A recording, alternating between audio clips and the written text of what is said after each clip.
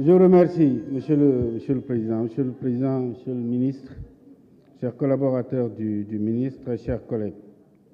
Monsieur le Président, je voudrais à l'entame peut-être faire une clarification. J'ai eu une discussion avec un de mes collègues là-bas au fond quant aux amendements.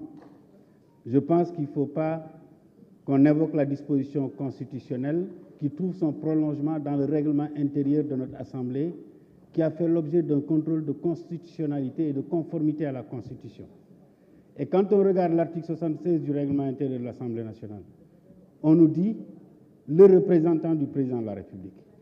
En l'occurrence, dans nos travaux, chaque fois qu'un texte est présenté, que le président de la République signe un décret de présentation, le ministre qui vient défendre le texte est commissaire du gouvernement, comme l'a bien rappelé le président de l'Assemblée, et représente le président de la République. C'est à lui qu'incombe le pouvoir de faire des amendements au nom du gouvernement, avant séance comme en pleine séance, amendements qu'il doit signer quand on regarde le dernier alinéa de l'article 79 in fine, qui dit que les auteurs des amendements doivent les signer. Donc le ministre Mamadou Mansour Faye, porteur d'un amendement du gouvernement, est dans l'obligation de signer cet amendement au nom du gouvernement qui est un organe collégial.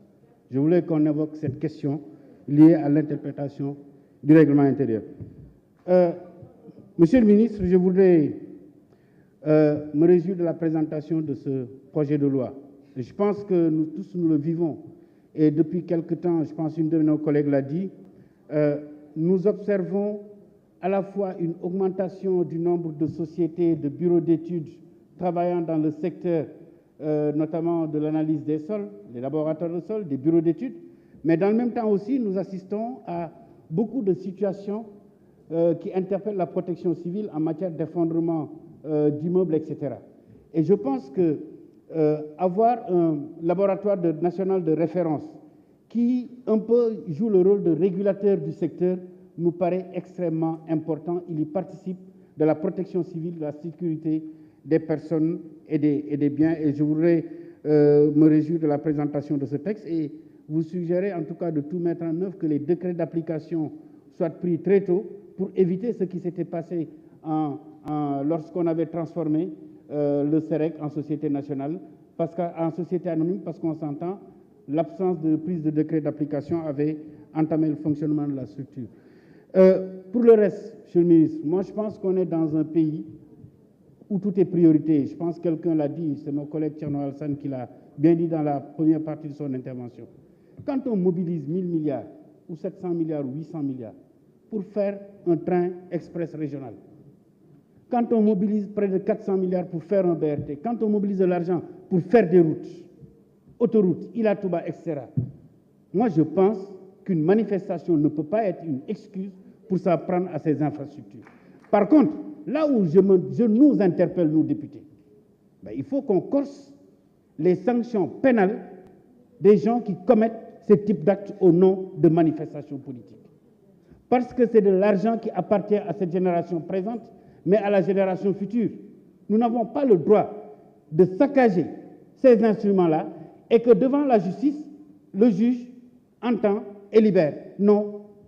Quand on démolit des infrastructures publiques, de quelque bord que ce soit, nous devons faire l'objet de sanctions pénales beaucoup plus fortes. Alors moi, je dis ici, nous n'avons qu'à réfléchir à des propositions de loi qui corsent davantage les sanctions pénales par rapport à ce type d'action. Maintenant, sur le débat ici, franchement, chers collègues, de tous bords, nous avons des sujets brillants. Des esprits brillants sont de tous bords, à gauche, à droite, au milieu. Mais pourquoi devons-nous laisser notre législature avoir l'empreinte d'une législature d'insultes, d'irrévérence, d'injures? Pourquoi? Parce que demain, nous ne serons plus à l'Assemblée nationale. Dans cette Assemblée, on siégeait des grands hommes qui ont quitté avec des divergences profondes. Le président Abdoulaye Wade a siégé ici dans un contexte de divergence profonde avec le Parti socialiste. Mais jamais les mots n'ont volé aussi bas que ce que nous vivons aujourd'hui ici. Le président de l'Assemblée nationale, quand même, c'est le président de notre institution.